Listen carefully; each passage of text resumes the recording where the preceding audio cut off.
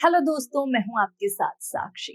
प्रधानमंत्री नरेंद्र मोदी आज 75 साल के हो गए हैं। इस मौके पर भारत की राजनीति और मीडिया जगत में बधाइयों का सिलसिला शुरू हो गया है। भारतीय जनता पार्टी के नेता, साथ ही तमाम राष्ट्रवादी पत्रकार अपने अपने अंदाज में नरेंद्र मोदी को जन्मदिन की शुभकामनाएं दे रहे हैं।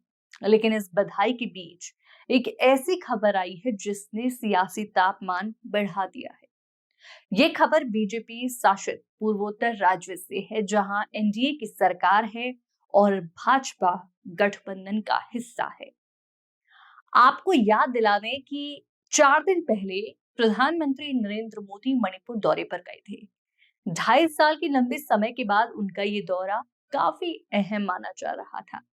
मणिपुर में उनके स्वागत की तस्वीरें और खबरें मीडिया में आई, जिसमें दिखाया गया कि जनता ने उन्हें दिल खोलकर सम्मान दिया।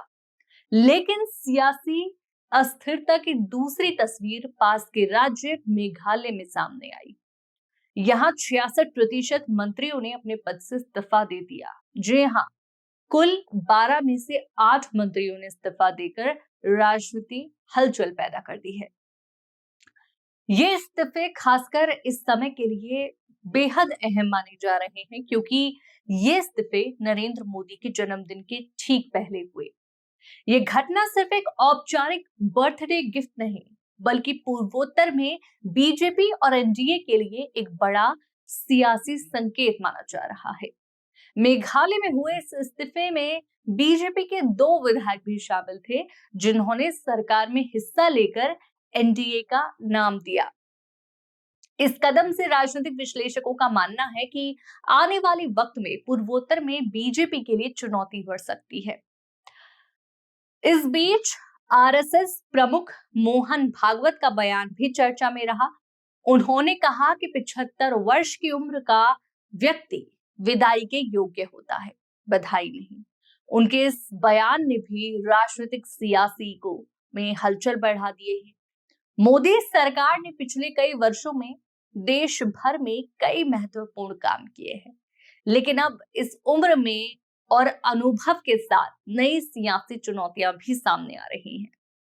मणिपुर मणिपुर दौरे के दौरान नरेंद्र मोदी ने कहा कि वहां की जनता से सीधे जब संवाद करा तो उन्होंने उस चीज को अनुभव किया कि 2.5 साल के लंबे समय में कुछ लोग नाराज भी थे। बैनर पोस्टर फाड़े गए और विरोध प्रदर्शन किए गए। इससे यह साफ हो गया है कि लोकतंत्र में आलोचना और विरोध होना स्वाभाविक है। प्रधानमंत्री नरेंद्र मोदी खुद भी कहते हैं कि उन्हें आलोचना पसंद है और वो इसे लोकतंत्र की मजबूती के रूप में देखते हैं। मेघालय में हुए इस्तीफों और मंत्रियों में फेरबदल से ये संकेत मिलता है कि राज्य में राजनीतिक अस्थिरता बढ़ सकती है। हालांकि इस्तीफों के बाद कई मंत्रियों ने शपथ ली और सरकार ने स्थिति को संभालने की पूरी कोशिश की। बावजूद इसके ये स्पष्ट है कि पूर्वोत्तर में बीजेपी और एनडीए के लिए आने वाला समय चुनौतीपूर्ण होगा। मणिपुर में नाराजगी, असम में आदिवासियों के विरोध प्रदर्शन और मेघालय में इस्तीफों की खबरें ये दिखाती हैं कि राजनीतिक तापमान लगातार बढ़ रहा है। आज प्रधानमंत्री नरेंद्र मोदी के 75वें जन्मदिन के अवसर पर राजनीतिक धाराओं का ये सिलसिला एक संदेश भी देता है कि सत्ता में रहते हुए आलोचना, विरोध और सियासी उतार चढ़ाव से निपटना हर नेता की मजबूरी है। नरेंद्र मोदी ने पिछले वर्षों में देश भर में अपनी नीतियों और कार्यों से कई रिकॉर्ड बनाए हैं, लेकिन उनके जन्मदिन के आसपास की घटनाएं ये याद दिलाती हैं कि लोकतंत्र में चुनौती और जवाबदेही हमेशा साथ चलती है। इस समय की बात करें तो अभी पूर्वोत्तर में बीजेपी के लिए सियासी परिदृश्य तेजी से बदल रहा है।